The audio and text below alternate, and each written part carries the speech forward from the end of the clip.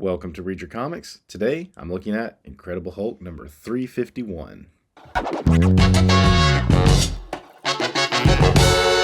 Well, I thought we were in the Joe Fix-It era of things, but here we've got like a savage-looking Hulk sitting on a skull throne. I don't know what's happened to Las Vegas. But before I find out, I just want to say thanks to all the viewer support. Every like, comment, and subscription is appreciated. If you're enjoying positive comic content, please consider hitting thumbs up. Comments are always encouraged. And if you haven't already, please be sure to subscribe so you don't miss out on any future videos. I created this channel to entertain, inform, and maybe even inspire you to read some comics. If you think that's a good message and other comic fans need it in their feeds, your likes, shares, and subs tell the YouTube algorithm to put it in front of them. So let's jump back into this one. We're definitely taking a change of pace, right? I mean, we've seen the Hulk all dressed up in nice clothes for the last few issues. I mean, usually they're ripped up, but still. Just got off back-to-back crossovers with Web of Spider-Man, Fantastic Four. The Hulk did appear in an Avengers annual that I didn't cover because it doesn't directly affect what's happening in the Hulk title. And that's where the book is going to take off.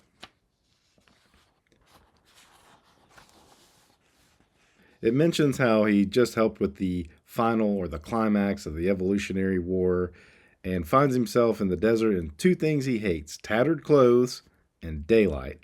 I like the smoke coming off of him to show that, like, the sun really, it burns. It burns the Hulk's skin. It's not like he's a vampire or anything, but, he's a creature of the night. So the sun it sucks his energy out of him. Jeff Purves definitely doing this, as I keep saying. I love this opening panel, though. You've got like just a worn out Hulk. In the last few days, really, you could say, he fought the Absorbing Man, had the crossover with Spider-Man. I guess that wasn't too draining on him necessarily, but immediately went into the battle with the Thing, and then he just went through the Evolutionary War. So, Hulk is a little tired. I think this is a well-drawn Hulk panel here. I like the way his back is right here. You can kind of see his skeletal structure with his spine sticking up there, and even that like kind of soft spot on your back is drawn really well. Purves doesn't draw the Hulk muscles like a bodybuilder. He draws them just like a beefy, chunky kind of guy. And I find that more, to me, that rings more like Hulk than what some other artists would draw the Hulk looking, like I said, like a bodybuilder. Of course, got the Lou Ferrigno connection. So the annoyed Hulk decides he's got to get back home and just kind of get some rest. Starts to jump. This is an interesting panel. It's almost like, that's like a slow to get up. Like, I'm worn out, I'm tired, I got to get back. And he jumps. He's worried about Banner coming back too. We haven't seen Banner in a few issues. Wonk. The onomatopoeia looking good there. And he's mad because he's struggling to get back. We got to check in with the new girlfriend, Marlo. I actually like this panel here. It's a good way to establish the apartment. And instead of just having a brick wall, you've got the single hanging plant. I think there's simplicity in that. Nice work on the bricks too.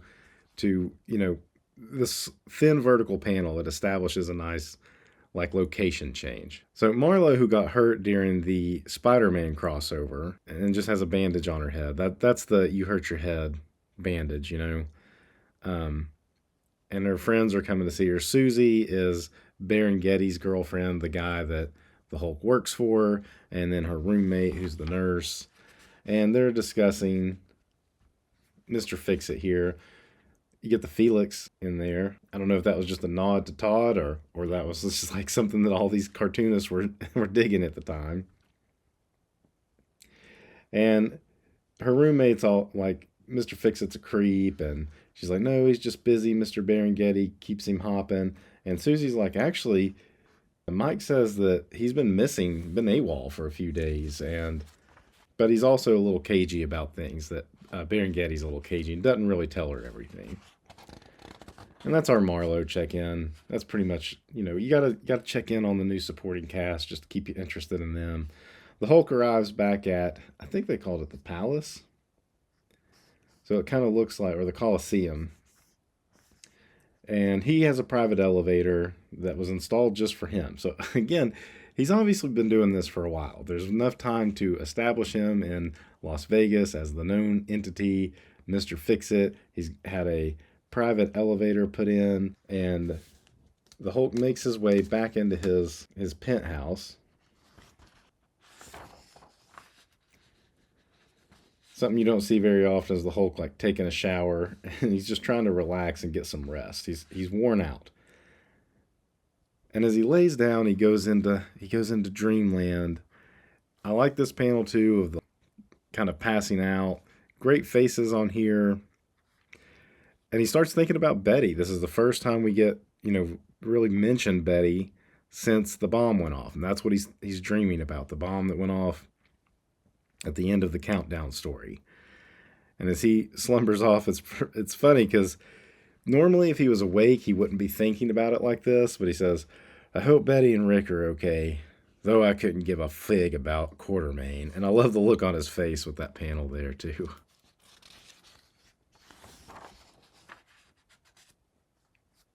Quick pause. I had this. It was one of those, I don't know what you call them, those games where all it is the little shadow guy that kind of moves in very coordinated spots. But I had this particular one, this Donkey Kong Jr. one. Anyway, so the Hulk then, I guess he's dreaming, but now we're going to start finding out how he survived the bomb. That's why we kind of had that quick reflection of the bomb. And let me just step back to that real quick. Since it's happened, we haven't had much of a recap of that storyline. And this is your recap. There's a bomb. There's plenty of time. Betty. Noise. Huge fading. This is a better way, I think, to kind of remind you that there was a big story just a handful of issues ago, as opposed to what I usually point towards Claremont for doing is having like big word balloons or not either word balloons or thought balloons of people recapping the last issue or the last couple issues. I think this is very concise. So the Hulk wakes up and he's in like a jungle. Giant bugs are around. He's confused and he says, "No, it can't be." And you see this giant warthog. I'm in Jarella's world. Now, when I read this as a kid, I had no idea what Jarella's world was. I had no idea who Jarella was. This was all brand new to me. But I was pretty fascinated by it. And there's a handy-dandy editor's note explaining everything. The microscopic world where the Hulk has ventured many times, but not since the death of Jarella, his beloved, an empress of that world. See Hulk number 140 for first appearance and Marvel Universe Handbook of the Dead for further info. This is why I love editor's notes. By this point, I had been going to a comic shop, and the next time I went in, I was looking for this book, and I found it. This isn't that copy that I bought there, but I was so excited that this book was there. And to me, I didn't realize this was like a Silver Age book.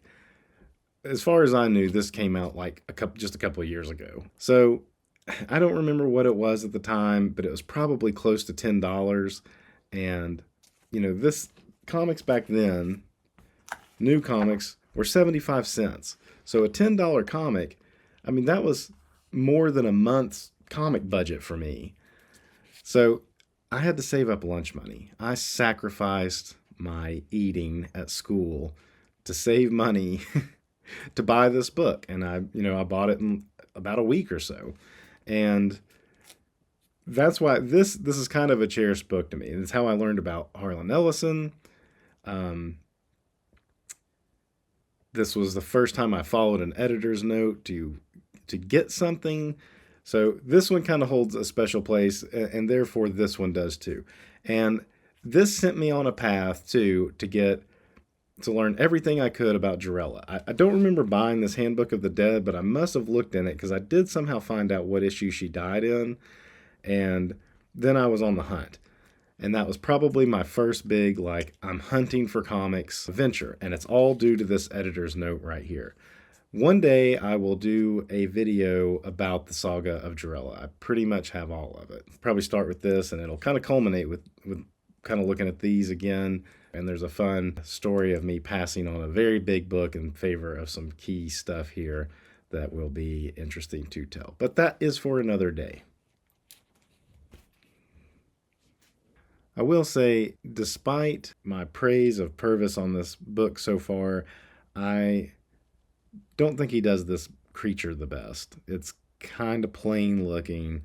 This whole splash page is odd with the between her, and this is kind of a coloring thing, between her green skin and this green vegetation over here.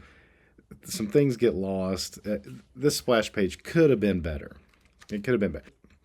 It fascinated me enough as a kid, but when I compare it to like some of these warthog images by different artists and the other issues, this one pales in comparison. But now we get some like pretty awesome action of the Hulk taking on the warthog. He's just gonna wrestle with it. And again, our onomatopoeia. Let's. I love this one, the snap with the upside down A. Awesome. And the ways, I mean, there's like gravitas right here. You can feel the Hulk pulling on those tusks, and then the snap, and it falls. So then he goes demanding, like, no, you're not Jarella. Your hair isn't even, you're not even a natural blonde. You can tell right away. So he's like, what's going on here? He's really confused. Another warthog shows up, and he remembers what they're called. Warthos. They're called Warthos. And this is kind of a nod to a scene from one of the earlier ones where it tries to eat him, and he's like, first he just tries to push the mouth open, and then he's like, wait a minute, why fight? And he lets it eat him, and then you get this pull. Her shocked face says it all with a rip and a whomp. I guess that's just it falling down, though. This could have been a lot more gory. I'm sure the Comics Code, or at least Marvel editorial, thinking the Comics Code was affecting it.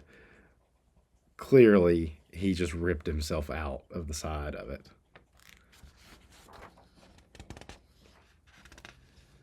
So now he's demanding answers again. Notices she's wearing a medallion with the Hulk's face on it. She's part of like a religion of the Hulk. That the Hulk is a god, and he's changed his skin color because a god can do that. And he wants to know how she's here. And she's like, you're a god. You should know how you got here. She's pretty confused. These three priest-looking dudes show up, and they kind of have answers for him, and the girl's gone.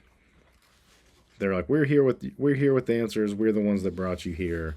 Come listen to us. And she returns back to her town and is starting preaching that she's seen him. That she's seen the Hulk, the one who saved me, our God. And the people around her, some are not believing her. Most are, though. Pretty good fantasy setting here, backgrounds. And then these guys come up, and they're part of they're with a Grand Inquisitor or something, and they're saying she's being blasphemous by saying she saw the Hulk when she didn't, and these guys are like, yeah, she did, leave her alone.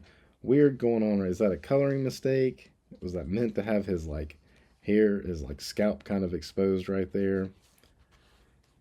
I forgot to mention, Bob Wychick is the inker on this one, and yeah, we still got Petra Scotese. I'm not loving Petra Scotese as the colorist on the Hulk at all.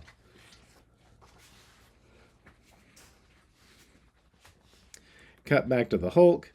He's on these like mountainside retreats, and this looks cool. I do like this panel. I like the fantasy setting of it. But when you start reading about what's going on here, that these guys are in hiding, I don't think hiding in a big town built on the side of a mountain is the best place to hide. Unless they think it's like something old and abandoned and nobody's there. But still, if you're looking for somebody, wouldn't you go check that place out? They explain that since the Hulk left, he got raised, him and Jarella have been raised into like godhood. And different religious sects have formed, and then they started fighting with each other, and it just causes more problems than anything. And they want the Hulk to help squash it because this dude over here, this Inquisitor, I want to say he calls himself the Grand Inquisitor. He anoints himself Grand Inquisitor. His name is Razuli, and he's created more or less a harem of women that are like Jarellas. And I like this shot too, of being explained and like the armies marching in. We're getting almost like Lord of the Rings kind of lore here with with a Hulk story.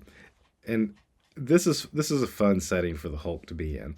Long before Planet Hulk became a thing, the Hulk was doing stuff like this, and I like the Hulk in that setting for like a good change of pace, and usually it gives him a chance to let loose, like he did on the Warthos a minute ago. So they're like, we need your help. We can promise you that we can make your other half go away, Banner. And then he also explains here how they use the science of the Cyclop, who's the villain that brought him there before. That would have been confusing to me, but they touch on it a little bit here. He was like an alien that had positioned himself as a god in this world. And they explain how they used his science and their magic to bring him in, and they replaced him. The best way to do it was to replace him with like a structure that was the same size and mass. So kind of a statue. They sent the statue and it just like swapped places with him. And that's how it left the shadowed impression where the bomb went off. So good explanation there. And it was quick. We get it in just like a couple panels. I think it was nice to leave that a mystery for a few issues and then double back on it, making for some engagement serial storytelling. He's like, so the Hulk says, what do you want? What do you want with me? Isn't it obvious? We want you to be a god. And the Hulk like, are you nuts? Do I look like some sort of god?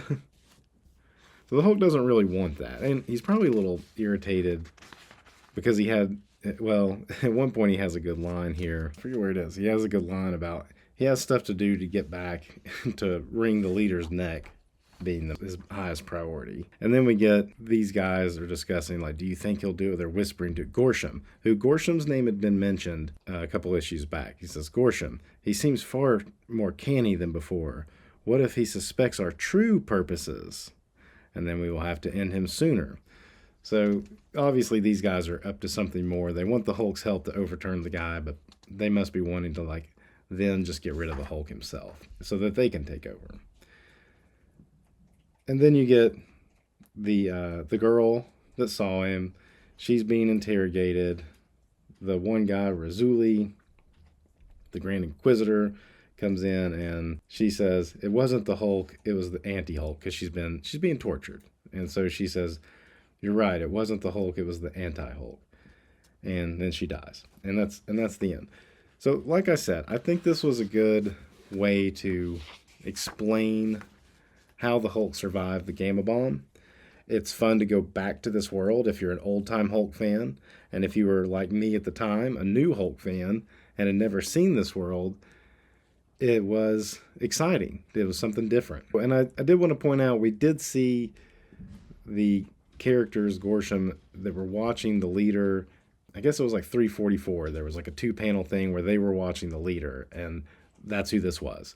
So if go back to my video on that, and it's pointed out there, and that's who it was. It was these guys. They were watching him somehow, and they mentioned in there that they found the leader, and through the leader found the Hulk, and then that's where they made their move.